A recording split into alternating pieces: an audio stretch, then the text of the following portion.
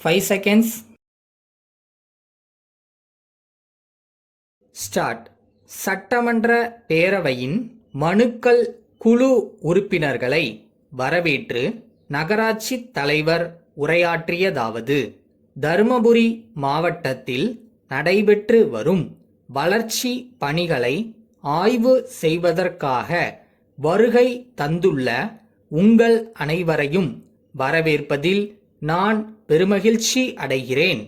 தமிழகத்தில் முதலாக எங்களுடைய மாவட்டத்தில் ஓசூர் பகுதியில் மலர்கள் ஏற்றுமதிக்காக ஒரு ஏற்றுமதி மண்டலம் உருவாக்கப்படும் என்று அரசு அறிவித்துள்ளது வரவேற்கத்தக்கது. இத்தகைய நல்லதொரு திட்டத்தை எங்களுக்கு வழங்கிய மாண்புமிகு முதலமைச்சர் அவர்களுக்கு விவசாய பெருங்குடி மக்கள் சார்பில் என்னுடைய நன்றியை தெரிவித்துக் கொள்கிறேன். எல்லா துறைகளிலும் தமிழகத்தை இந்தியாவிலேயே முதன்மை மாநிலமாக கொண்டு வர வேண்டும் என்பதில் அரசு அக்கறை காட்டி வருகிறது. இதன் அடிப்படையில் கிராமப்புற பொருளாதாரத்தை மேம்படுத்துவதற்கு திட்டங்கள் தீட்டப்பட்டு வருகின்றன. இயல்பாகவே கிராமப்புறங்களில் வாழ்ந்து வரும் பெண்கள் சுய முனைப்பு உள்ளவர்கள். தங்களுடைய குடும்பங்களை காப்பாற்றுவதற்காக பால், தயிர், காய்கனிகள் போன்ற பல்வேறு பொருள்களை அவர்கள் நாள்தோறும் விற்பனை செய்து வருவாய் ஈட்டி வருகிறார்கள். அப்படிப்பட்ட பொறுப்பும் திறமையும் வாய்ந்த உழைக்கும் பெண்களுக்கு சிறு சிறு தொழில்களில் பயிற்சி அளித்து ஊக்குவித்தால் அவர்கள் மேலும் பல சாதனைகளை படைப்பார்கள் என்பதில் ஐயமில்லை.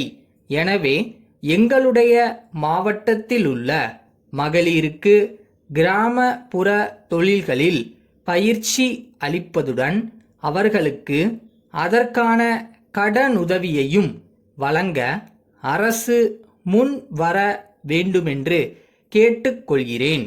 நமது மாநிலம் ஒவ்வொரு ஆண்டும் கடுமையான குடிநீர் பற்றாக்குறையை சந்திக்க வேண்டிய சூழ்நிலை ஏற்பட்டுள்ளது.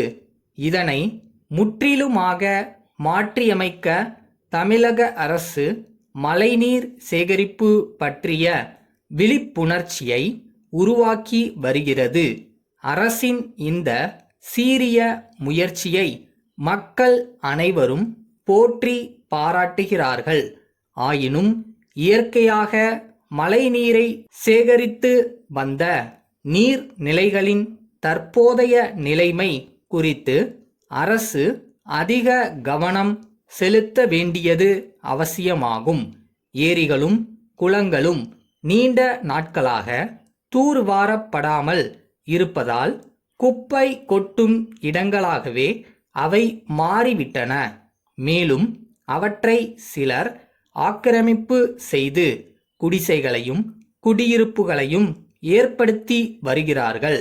எனவே இத்தகைய ஏரி குளங்களை அரசு கண்டறிந்து ஆக்கிரமிப்புகளை அகற்றவும் தூர்வாரவும் அவற்றை நல்ல முறையில் பராமரிக்கவும் தகுந்த நடவடிக்கைகளை மேற்கொள்ள வேண்டுமென்று கேட்டுக்கொள்கிறேன். தமிழகத்தில் இருதய நோயாளிகளுக்கு பொது மருத்துவமனைகள் வாயிலாக சிகிச்சை அளிக்கப்படுகிறது. இருப்பினும் ஏழை எளிய மக்கள் சிகிச்சை பெறுவதில் உள்ள சிரமங்களை நாம் அறிவோம். இத்தகைய உன்னத பணியில் அரசு எடுத்து வரும் நடவடிக்கைகள் மட்டும் போதுமானதாக இருக்காது. எனவே புகழ்பெற்ற தனியார் மருத்துவமனைகளையும் ஒருங்கிணைத்து ஏழை மக்களுக்கு இலவசமாக சிகிச்சை அளிக்க வேண்டுமென்று கேட்டு அமர்கிறேன். அன்புடையீர், தாங்கள் கேட்டுக்கொண்டபடி எங்களது விலை பட்டியலையும் பொருள்களின் மாதிரிகள் அடங்கிய பெட்டியையும் இன்று தனியே தபால் மூலம் அனுப்பியுள்ளோம்.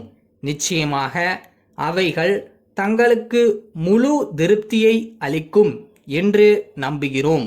அவைகள் குறைந்த விலையில் கிடைக்கும் தரமான பொருள்கள் ஆகும்.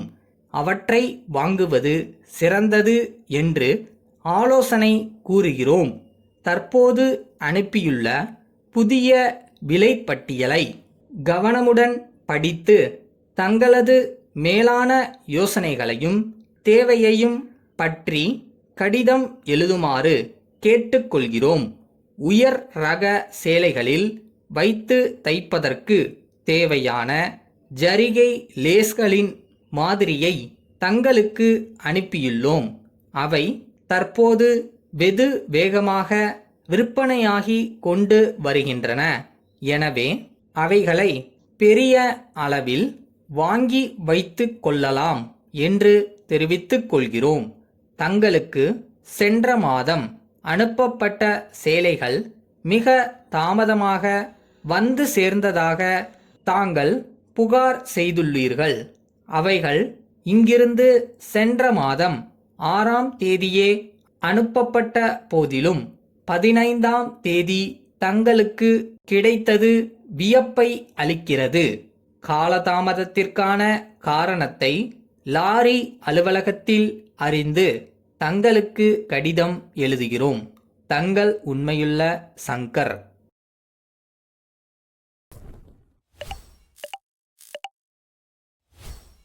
நம்பிக்கை இல்லாமல் இருக்காதீங்க. நீங்கள் நினச்சது உங்கள் கை வந்து சேரும். அது வரைக்கும் அதை நோக்கி போயிட்டே இருங்க. பயப்படவே பயப்படாதீங்க. எது வேணாலும் சந்திக்க முடியும், சாதிக்கவும் முடியும்.